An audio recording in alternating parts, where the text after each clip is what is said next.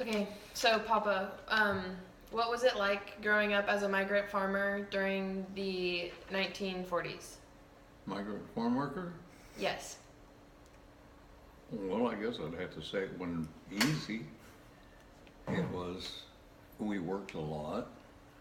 And from the time I was 6 or 7 years old, 8 years old, we were picking cotton and doing the basic things that farmers would pay us to do. We did that in West Texas and New Mexico. And in the winter, we'd go back to usually Arkansas and spend the winter. And then we'd come back out the next summer and do some work again, maybe not picking cotton, but maybe taking a hoe and hoeing weeds out of cotton and peanuts or whatever was growing there that we was working on. And we'd do that up until about Christmas time and picking cotton. And then after that, we would go back to Arkansas again and spend the winter back there. That was kind of a routine from the time I was about, can remember, mostly I remember from the time I was like 7 years old until now. That's, Okay. okay.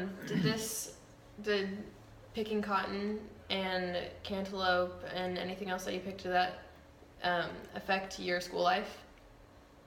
Yeah, that was my life. We picked cantaloupes too, but primarily the cantaloupes was already harvested when we started in picking cotton in maybe September. And we'd pick cotton 5 days a week, and we would go to church on Sunday. So Yeah. when you picked the cotton, did it ever run into school? Like, did you miss school from it? Yes, How so? absolutely. Yeah, I was about 12 or 13 years old when my father finally bought a little farm. Actually, it wasn't a farm at the time, but he got in New Mexico out of Portales.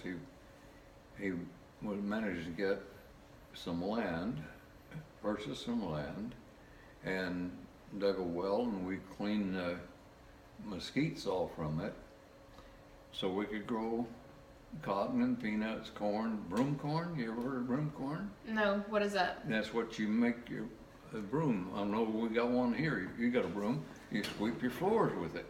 And you would make those?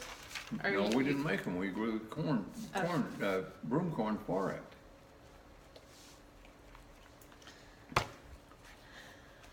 And then but before that, we were totally migrant farm workers. And like I said, that started in happening when I was about 12 years old, 11 or 12, that my dad managed to get this farm. And at that time, that was I think the first year I started to school before Christmas was there in Portales, New Mexico, where basically my roots are from. Excuse me. And but we had we had work to do all the time as I was growing up, and then after we got the farm, we grew cotton and peanuts and broom corn and Milo maize. Sometimes we'd grow a bunch of sweet potatoes. I know one time one of our neighbors grew just a little bit of sweet potatoes, and he got so much money for them. My dad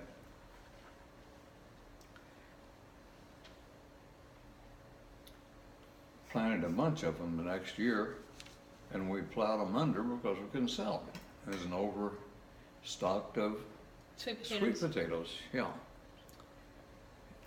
What was a typical day like for you picking cotton? Having supper, dinner, and So- then go to bed. So you had really We long didn't hours. have TVs. So your hours were really long, right? Yeah. So from like 7 a.m. to, Yeah, as soon as the dew kind of lifted off of the cotton, but during the summertime, we would start, after we got the farm, we'd start as the sun was coming up, or before that, and work till the sun went down. wow. And we'd have breakfast early in the morning, stop a little while for lunch, and then have dinner. Did you always have enough to eat from your farm? Not, yeah, we had enough, our stomachs wasn't empty, but sometimes, I know at one time, we ate potatoes for like almost a month at a time, and that was the only thing we had. And other than we'd have a cow and we'd have cornbread and milk at dinner time. And that was pretty good. Did you ever have any accidents on the farm? Not at that time, I didn't. No, I stayed on the farm until I went in the Navy, and I was 17. I went National Guard first, and then I was in the Navy. And when I got out of the Navy, I stayed in California. I thought I could make a better life here than I could going back there. And I don't go back to a class reunion, I would see people doing the same thing as I seen their grandfathers doing, you know? Mm-hmm. So after you came back from the Navy, did you continued farm work, right? no, I didn't. No, I stayed in California, and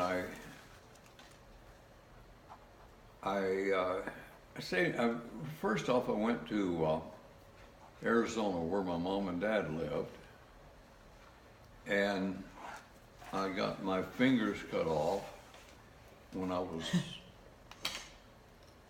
like 22 years old, 21 years old when I got out of the Navy. Mm-hmm. And then I got a job here in California working in a body shop. How did you get your fingers cut off? I slipped and fell into a machine, a farm machine. It was called a combine, and it was a thrashing machine where they threshed corn, wheat, barley, maize, anything had kernels on it, because that's what they ground up and fed the cattle most of the time.